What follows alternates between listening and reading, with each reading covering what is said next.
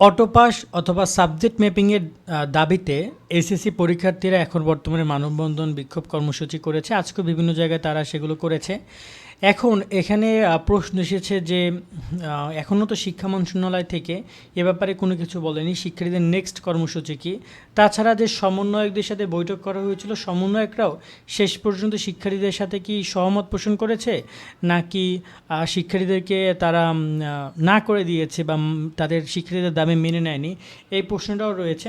তাই আমি চেষ্টা করছি এই ভিডিওতে সেই বিষয়গুলো নিয়ে একটু কথাবার্তা বলার, এবং এখানে শিক্ষার্থীদেরকে আমি একটা গুরুত্বপূর্ণ নির্দেশনা দিব যে বিষয়টা অবশ্যই শিক্ষার্থীদের মেনে চলা উচিত বলে আমি মনে করি। তো প্রথমত যদি আমি এখানে কথা বলি, আজকের আন্দোলন নিয়ে আমরা ইতিমধ্যে এগুলো নিয়ে অনেক ভিডিও করেছি, তাই এটা নিয়ে আসলে নতুন করে কিছু বলার নেই।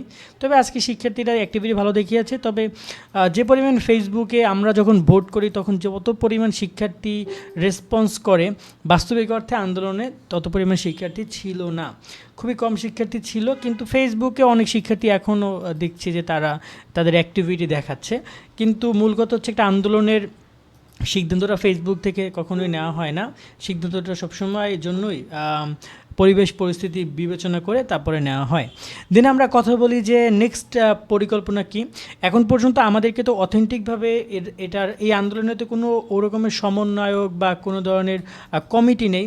তবে শিক্ষার্থীরা যেহেতু আন্দোলন করছে, তারা আমাদের সাথে যোগাযোগ করছে, যেহেতু আমরা এই প্রসঙ্গে কাজ করছি, তো আমাদেরকে তারা কালকে ঢাকার বেশ কয়েকটা জায়গায় আন্দোলনের কথা বলেছে। বিশেষ করে সায়েন্স ল্যাবের এখানে কিছু কর্মসূচির কথা আমরা শুনতে পেয়েছি। আবার দ্বিতীয়ত ঢাকার বাইরে বিভিন্ন জেলায় বিভিন্ন জেলায় এবং হচ্ছে যে বিভাগীয় পর্যায়ে শিক্ষার্থীরা সেখানেও এই আন্দোলনটা করছে।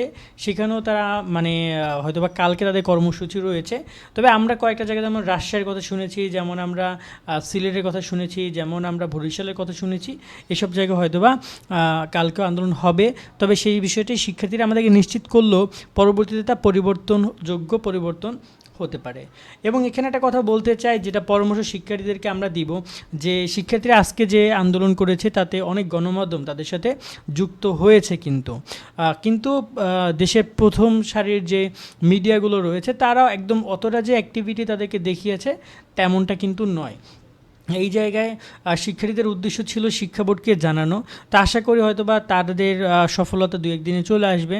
তবে যদি কোনো কারণে, এটা আমার পরামর্শ, যদি কোনো কারণে শিক্ষা বোর্ড কোনো ধরনের অ্যাক্টিভিটি না দেখায়, তাহলে আমার মনে হয় পড়াশোনায় ফিরে যাওয়াটা সবচেয়ে বেস্ট অপশন হবে। এটা আমি গত 4 বছর পড়াশোনা নিয়ে কাজ করছি, সেই পরিপ্রেক্ষিতে আমার এক্সপিরিয়েন্সের কথাটা বলা। কিন্তু যদি ধরেই নাও যে এটা নিয়ে শেষ দেখে ছাড়বা, তাহলে এটা নিজেদের ক্ষতি হবে। কারণ শিক্ষা মন্ত্রণালয় কিছু কিছু জায়গায় এমন তাদের সিদ্ধান্তগুলো যে তারা তখন অবশ্যই চাপিয়ে দেওয়ার চেষ্টা করছে, তারা সিদ্ধান্তগুলো শিক্ষার্থীদের পক্ষে না গিয়ে বিপক্ষে যাচ্ছে, যেটা অনেক শিক্ষার্থী মেনে নিতে পারছে না। এখন এই জায়গায় বাস্তবতা এটাই যে মেনে নিতে হবে। তো শিক্ষা মন্ত্রণালয় নতুন যেহেতু শিক্ষামন্ত্রী এসেছে, আমরা তার কাছে দাবি বা আশা রাখি যে শিক্ষার্থীদের কথাগুলো যেন শোনার পরে শিক্ষার্থীদের সাথে কথা শোনার পরে, বসার পরে একটা সিদ্ধান্ত নিলে সবচেয়ে বেশি ভালো হয় আমার মনে হয়। যেভাবে একদম শিক্ষার্থীদেরকে এড়িয়ে চলে, এরাও তো পরীক্ষার্থী, এরাও কয়দিন আগে আন্দোলন করেছে, একটা বড় আন্দোলনে তারা অংশগ্রহণ করেছে। তাদেরও অংশগ্রহণ ছিল, অনেক শিক্ষার্থী তাদের বন্ধুবান্ধব জেলে ছিল, তাদেরকে জামিনে ছাড়া হয়েছে, আমরা দেখেছি। অনেকে মারা গেছে, অনেকে অসুস্থ এখনও রোগে আমাদেরকে অনেক মেসেজ করছে।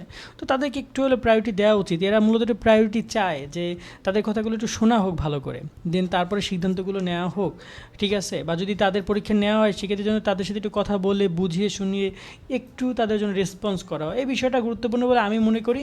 তারপরে দেখা যাক এখন শিক্ষা মন্ত্রণালয় থেকে এ ব্যাপারে কী করে বা কী আপডেট দেয়।